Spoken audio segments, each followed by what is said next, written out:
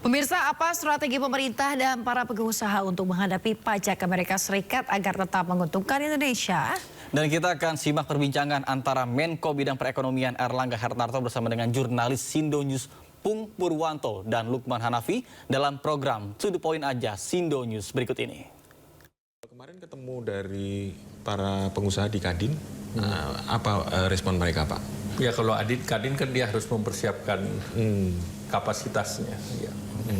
Artinya ini akan terjadi peningkatan ekspor gitu ya? Iya, harus ada itu. semangat untuk meningkatkan. Kalau kita punya peluang pasar, terus kita nggak bisa isi kan, diisi orang lain juga. Gitu. Ya. Ini kesempatan untuk negosiasi ke depan, baik untuk pasar Indonesia maupun pasar EU. Karena sekarang misalnya produk garment tekstil itu kan udah pilihannya adalah order spring, artinya order kuartal kedua tahun 2026. Langsung 2026 ya? Iya kan? Ini kan harus habis itu kan harus bicara mengenai summer 2026. Jadi ini harus ada perencanaan yang matang. Karena kan ini begitu order ada produksi dan segala macam siklusnya. Berarti komoditi andalan kita akan cerah nih, Pak ya? Kemungkinan bisa mendongkrak pertumbuhan ekonomi jadi lebih baik. Furniture kita juga memperkerjakan 1 juta dan furniture kan dalam tanda petik kreatif, non standar juga. Walaupun standarnya adalah source of kayunya bukan ilegal.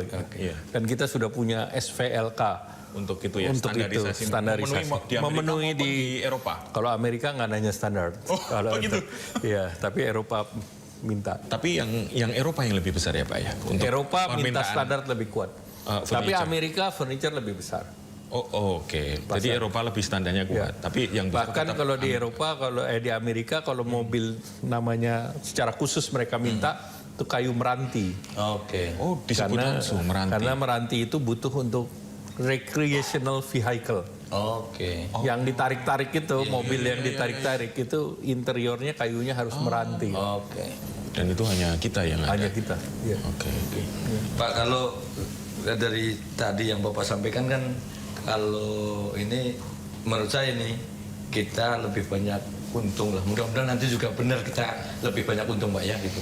Tapi pertanyaannya adalah Pak, kemarin kan juga kita akhirnya resmi sudah ada gabung di BRICS itu. Merasa terganggu nggak Pak di Amerika dengan? Nah, yang paling penting kan Indonesia itu negara non-blok, dan itu adalah cirinya Indonesia. Kita berkawan dengan berbagai kelompok ekonomi. Selama kita secara bilateral tidak terganggu, tidak ada masalah. Jadi ancaman untuk menambah tarif itu tidak berlaku bagi Indonesia. Karena posisi Indonesia dipahami oleh Amerika gitu, Pak ya? Ya, kita dari awal sudah non-blok. Termasuk dengan China juga berarti sama ya? Ya, kita kan bicara bilateral. Kita tidak bicara multilateral. Maksudnya Amerika itu tidak mempermasalahkan kan selama ini. Selalu posisi negosiasi kita itu adalah bilateral. Pada saat kita dengan Cina ya kita bicara Indonesia-Cina. Kita bicara dengan Jepang, Indonesia-Jepang. Bicara multilateral, misalnya RCEP ya kita bicara multilateral, ASEAN Plus. 5 negara yang lain. Jadi kita tidak mencampur-campur lah. Masing-masing punya core-nya sendiri. Masing-masing punya core sendiri dan ini kan economic club. Kita nggak mencampur, tapi mereka tidak merasa Indonesia ini bagaimana nggak sama? Baik-baik Pak. Kalau posisi BRICS dengan prospek nih Pak ya, sebagai pasar baru seperti apa itu Pak? Kalau BRICS itu Pak? BRICS itu kan jumlah negaranya lumayan. Ya, sekarang nambah terus kayaknya ya. Negaranya 11. Populasinya 3,5 miliar. PDB-nya juga 30 triliun. Memang saat sekarang sinerginya yang masih diperlukan. Karena masih antar negara kan masih ada persaingan, masih ada masalah politik. Sehingga tentu ini harus di-resolve. Kemudian kelembagaannya perlu diperkuat. Berarti ini akan menjadi apa ya? Organisasi ekonomi yang baru gitu atau? Ya, ini kan tujuannya ekonomi, tapi ini kan Global South Cooperation. Iya. Tidak hanya ekonomi ya Pak ya? Iya. Pak, kalau ini saya sekali mau ngulang aja. Barangkali nanti penonton kita di Tutup Point itu mereka penasaran apa sih yang bisa saya lakukan biar saya bisa ikut mengirim ke Amerika, ikut mengirim ke China, yang Ekspor. bisa ekspor gitu. Kemudahan Kira-kira potensi apa sih Pak yang bisa dilakukan dengan tidak harus muluk-muluk modal besar, tetapi mereka dengan apa yang mereka punya harus kemana agar bisa ikut berkontribusi jadi mengekspor barang? Ya, kalau yang paling mudah mengekspor barang kan melalui online, melalui e-commerce. Iya, Oke. Dan itu satu-satunya industri yang tidak perlu economic of scale. Oke. Karena itu ada unsur kreatifnya, ada unsur uniknya. Nah, kalau itu yang didalami, itu kita melihat banyak yang bisa jalan. Apakah itu di industri kosmetik yang terkait dengan lifestyle itu kan tumbuh terus. Oke. Nah, kalau yang lain silakan. Kalau makanan minuman kan ada keterbatasan. Tapi kalau kita makan minuman ke ASEAN saja udah luar biasa itunya, demand-nya. Iya. Kan bisa sangat spesialis. Kalau misalnya karya ini kan Pak, kita kan budayanya banyak macam-macam nih. Misalnya dari daerah A dia punya apalah kerajinan apa yang khas itu, di daerah B ini. Kalau mereka kepengin ini seperti Ya, apa Pak? kan yang paling penting kan ini diminati sebagai lifestyle. Oke. Bagaimana mendorong ini menjadi lifestyle. Jadi kalau itu udah lifestyle pasti demand-nya naik. Oke. Tapi kalau misalnya masih sangat unik, hanya untuk Koleksi. regional, nah itu jadi collection item. Jadi Belum bisa economic skill ya Pak ya. Ya. Oke. Mungkin satu lagi ini pertanyaan dari banyak orang terkait dengan ini Pak. Ada hubungannya dengan apakah ada rencana stimulus yang baru Pak ekonomi? Karena gini Pak, ini kaitannya dengan apa yang ramai di masyarakat ya, ada fenomena rojali dan rohana gitu.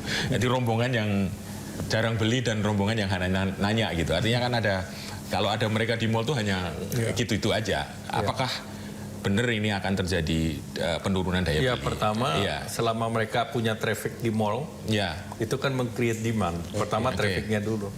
Nah, perkara trafficnya makan itu kan belanja juga. Ya, dan itu ada industri mamin di belakangnya itu. Ya, tentu kan sekarang lifestyle orang comfortable untuk belanja pergi ke mall atau belanja melalui e-commerce. Kan sekarang banyak juga orang belanjanya melalui online. Atau combine ya Pak ya, ngelihat barangnya dulu belinya di online karena harganya lebih murah gitu Pak. Ya, bisa aja seperti itu. Selama itu terjadi kan ya pindah aja belanjanya dari mana. Yang kedua yang paling penting ya harus ada program, misalnya diskon. Kalau 80 tahun Indonesia diskonnya 80%. Nah, itu pasti itu rame tuh Pak. Mallnya rame kan. Nah, itu yang kita harus dorong ke Karena depan. 17 Agustus biasanya 17 saja Pak. Kalau 80 bagus banget ini Pak. Iya, makanya kan 17 Agustus ulang tahun ke-80. Wah, Saya ngomong sama teman-teman di Aprisindo, Indo dan yang lain, saya bilang coba 80%. Kan 80% nggak usah semua. Iya. Ya kan, ada yang 80, ada yang 17, ada yang... Tetapi kan bisa campaign 80 tahun 80% diskon. Pak Menko terakhir kalau dari saya satu ini entah nyambung nggak nyambung tapi ini ramai di luar sana. Saya pengen tanya dari versi Pak Menko.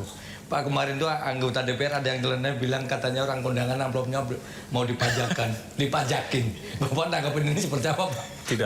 Tidak ada tanggapan. Karena bukan kondangan. Kalau kondangan nggak pernah kasih amplop Pak ya.